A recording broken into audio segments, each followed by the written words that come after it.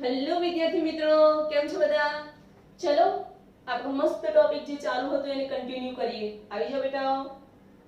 Last time આપણે શેના વિશે ભણ્યા હતા બેટા?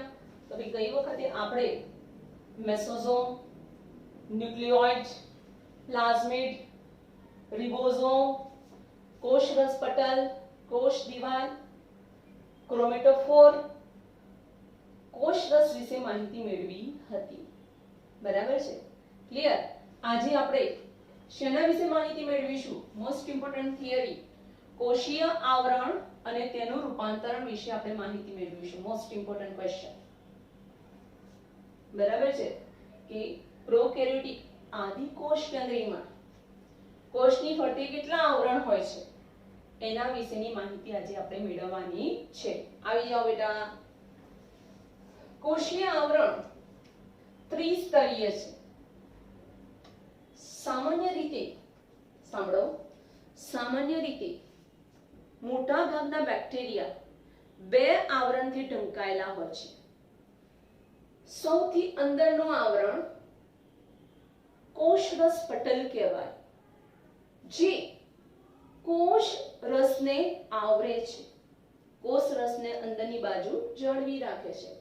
કોષ રસ પટલ. કોષરસ પટલની બહાર કયું આવરણ આવે છે બેટા? કોષ દિવાલ. Most important. બરાબર છે? ક્લિયર? અમુક બેક્ટેરિયામાં ત્રીજું આવરણ પણ આવેલું છે. જોજો, મારા વાક્ય પર ધ્યાન રાખજો.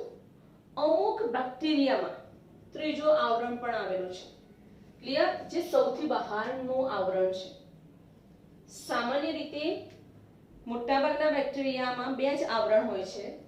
સૌથી અંદર આવેલું કોષરસ પટલ અને ત્યારબાદ બહારની તરફ કોષ દિવાલ.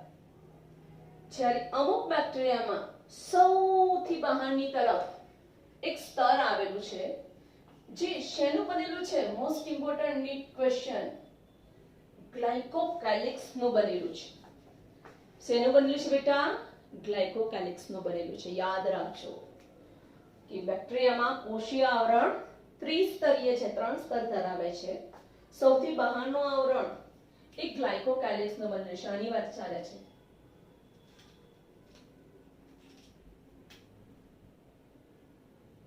ગ્લાયકોકેલિક્સ નું બનેલું છે. જો આ ગ્લાયકોકેલિક્સ નું આવરણ સખત હોય, એકદમ કઠણ હોય, તો એનું નામ શું બેટા? પ્રાવર. બીજું નામ એનું કેપ્સ્યુલ. Most important. ક્લિયર? કે જો આ બહારનું આવરણ એકદમ સખત હોય તો એને શું કહેવાય છે? પ્રાવર કહેવાય છે, કેપ્સ્યુલ કહેવાય છે. દેખો, આ સખત આવરણ છે.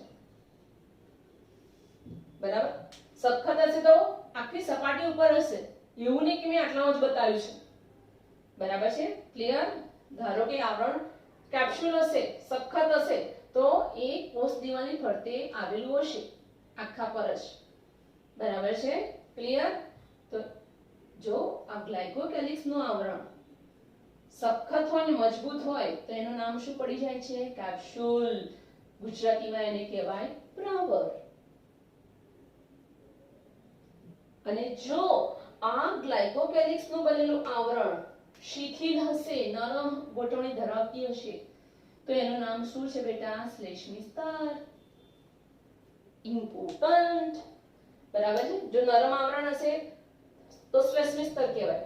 એનો મતલબ શું? કોષ દિવાલની ફરતે બધી જ જગ્યાએ આવું શ્લેષ્મી સ્તર હશે. અને જો સખત હશે તો કોષ દિવાલની ફરતે બધી જ જગ્યાએ આ સખત આવરણ હશે, કેપ્સ્યુલ હશે. સમજ પડી ગઈ? ક્લિયર? ઓકે.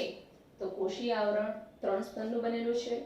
સૌથી બહારનું સ્તર ગ્લાયકોકેલિક્સ નું બનેલું છે. બરાબર છે? ક્લિયર? જો તે સખત હોય તો તેને પ્રાવર એટલે કે કેપ્સ્યુલ કહે છે.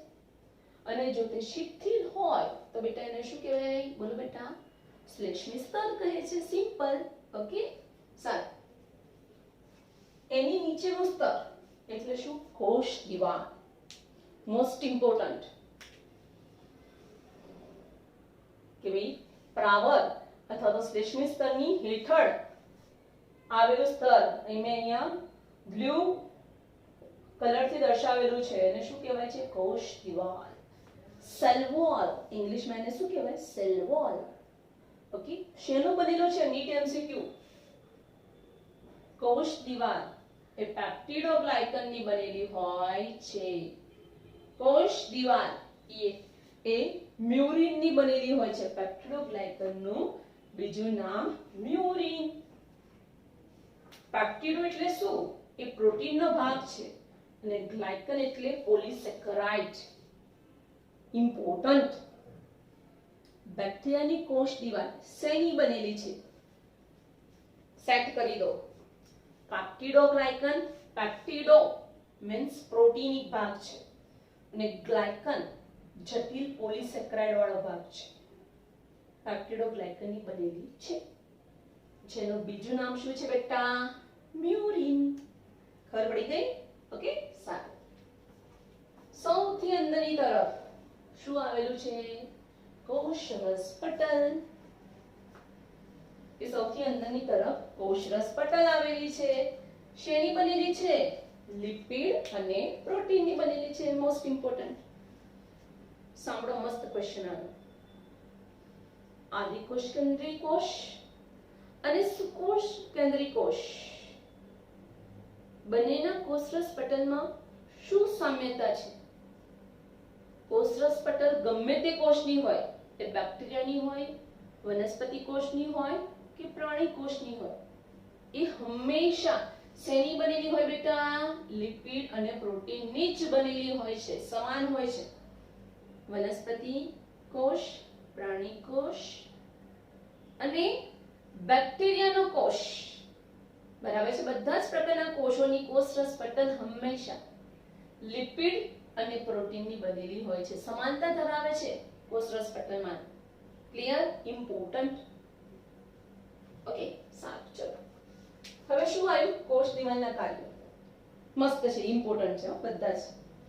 પહેલામાં પહેલું, કોષ દિવાલ હોય એટલે કોષને મજબૂતાઈ આપે, કોષનો આકાર જળવાઈ રહે. હે ને બેટા? તો આવી જાઓ. પહેલું, કોષનો આકાર નક્કી કરે છે.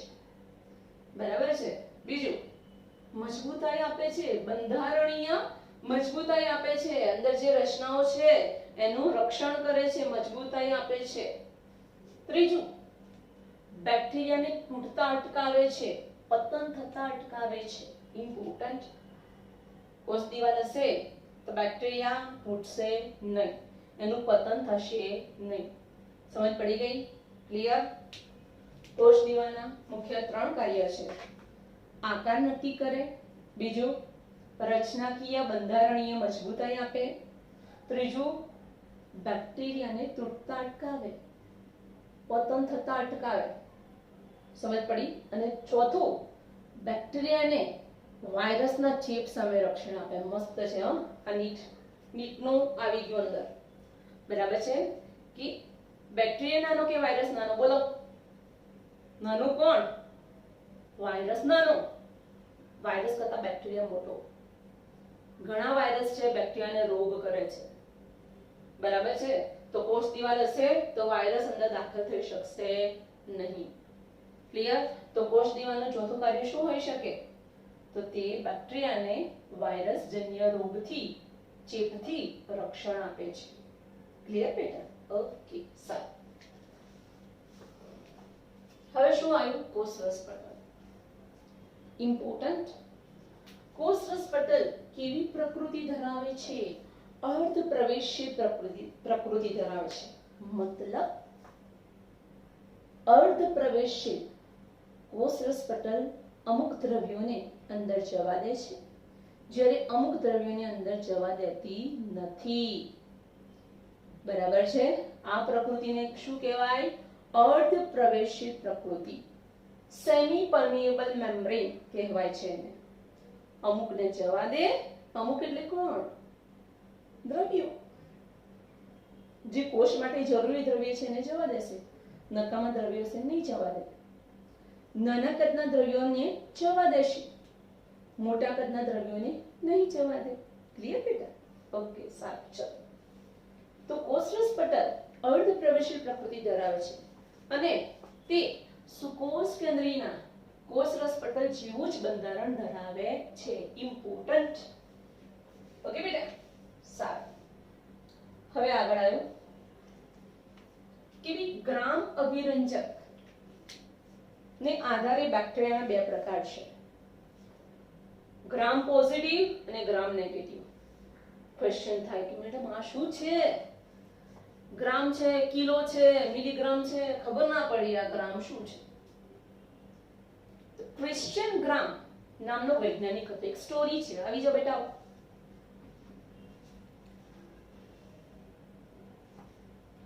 વૈજ્ઞાનિકનું નામ શું હતું બેટા? ક્રિશ્ચિયન ગ્રામ. બરાબર છે. બેક્ટેરિયા વિશે ખૂબ જ અભ્યાસ કરતો હતો. તો એણે એક બેક્ટેરિયાને કલર કરવા માટે, અભિરંજક કરવા માટે પદ્ધતિ આપી. બરાબર છે, ક્લિયર?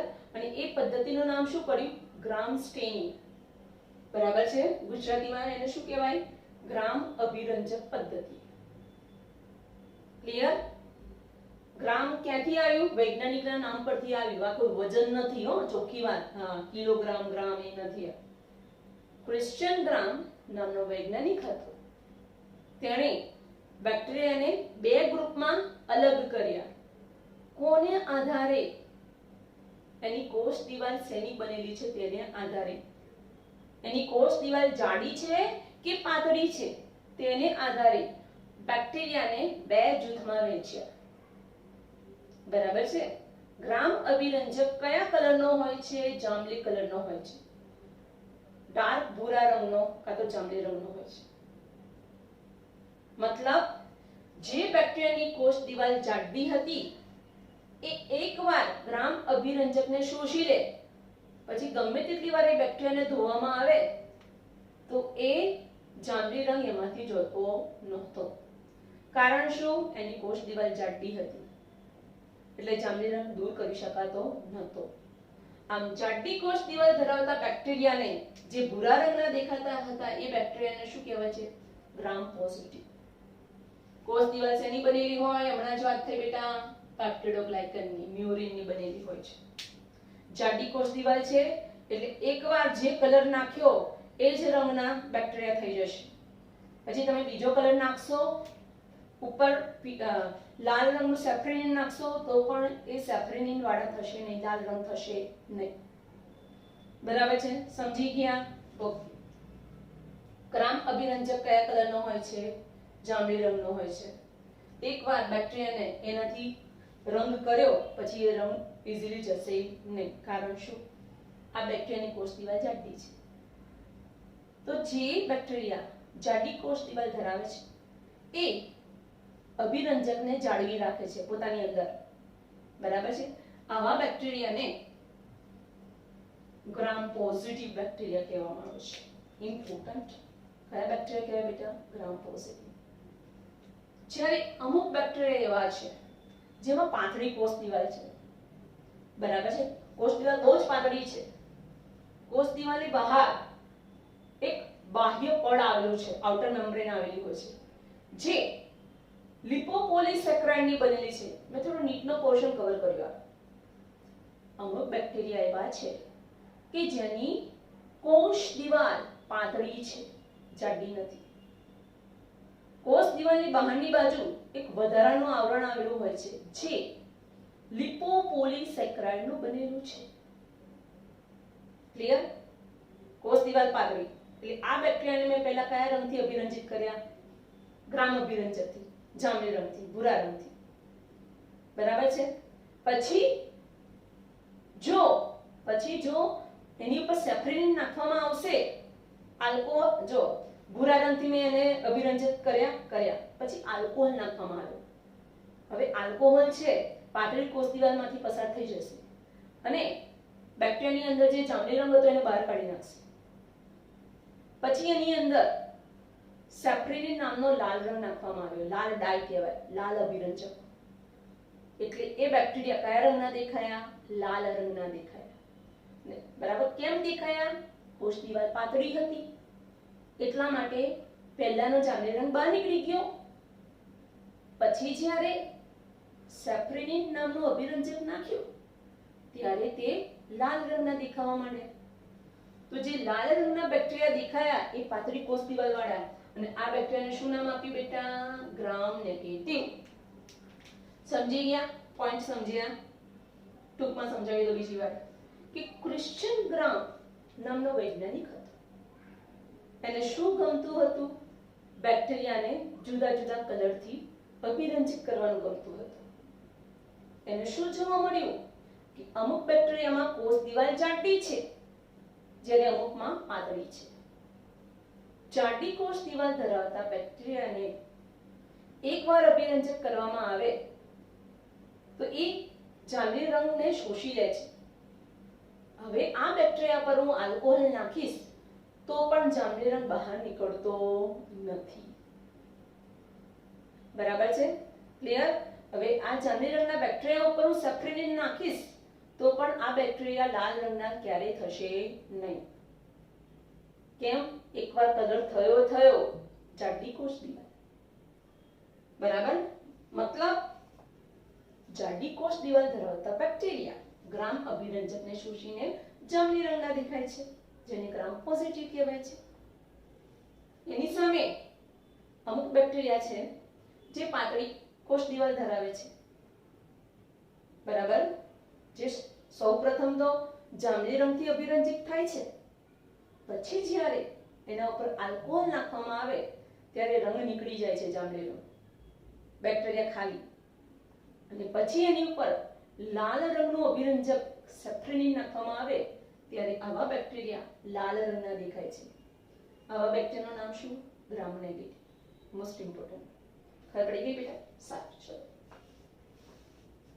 તો ગ્રામ અભિરંજક પદ્ધતિ વિશે તમને ખબર પડી ગઈ. ઓકે બેટા? સારું.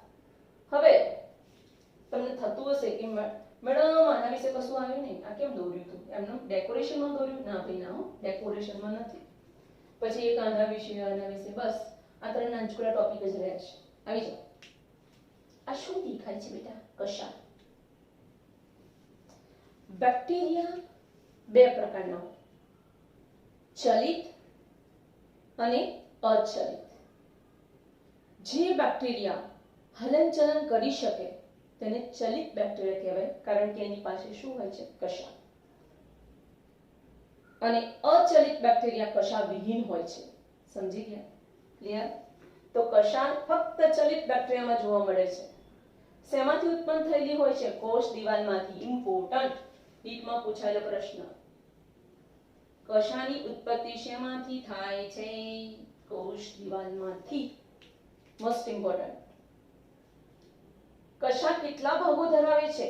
તો 3 ભાગો. તલકાય, તલકાયનું બીજું નામ છે તલસ્થકાય. બરાબર? આ જે ભાગ છે બેટા તલસ્થકાય, કોની સાથે જોડાયેલો છે?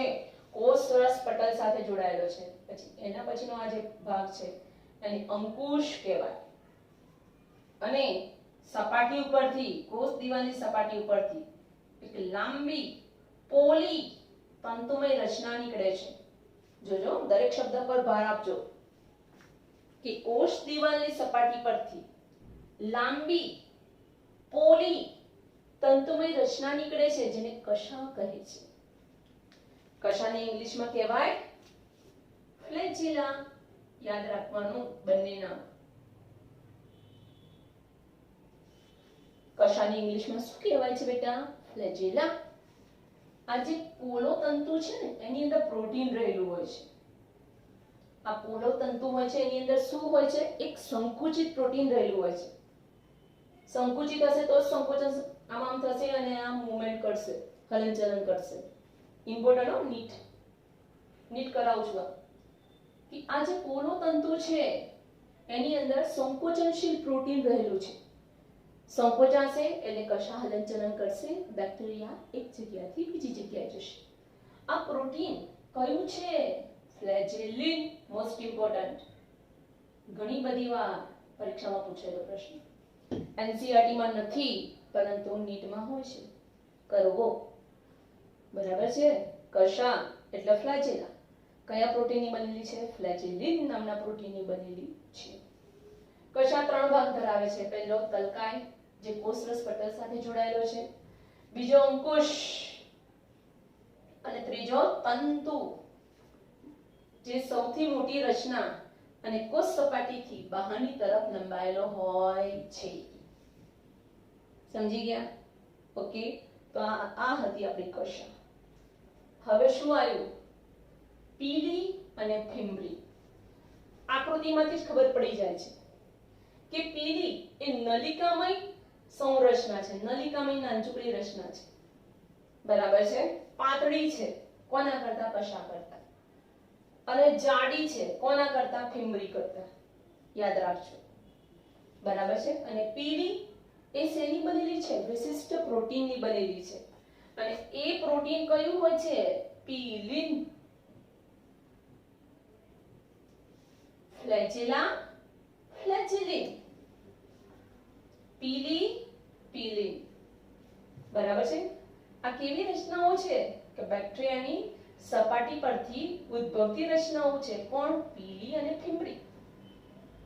આ બે રચનાઓ બેક્ટેરિયાના હલનચલન સાથે સંકળાયેલી નથી. હલનચલન સાથે તો ફક્ત ને ફક્ત કશા જ સંકળાયેલી છે. બરાબર છે? ક્લિયર? તો પીલી વિશિષ્ટ પ્રોટીન પીલિનની બનેલી છે. થોડું નીટ જોઈ લઈએ. પીલિનનું કાર્ય શું? બેક્ટેરિયામાં લિંગી પ્રજનન માટે કોણ જવાબદાર છે? પીલી. ખબર પડી? પીલી એ બેક્ટેરિયામાં લિંગી પ્રજનનમાં મહત્વનો ભાગ ભજવે છે. અને એ પ્રજનનનું ચોક્કસ નામ છે સંયુગ્મન. યાદ રાખજો કે પીલી એ સંયુગ્મન, બેક્ટેરિયામાં જોવા મળતું લિંગી પ્રજનન સંયુગ્મન કહેવામાં આવે છે. યાદ રાખજો, મોસ્ટ ઇમ્પોર્ટન્ટ. નીટ. બરાબર છે? હવે આવ્યું ફિમ્બરી, છેલ્લું.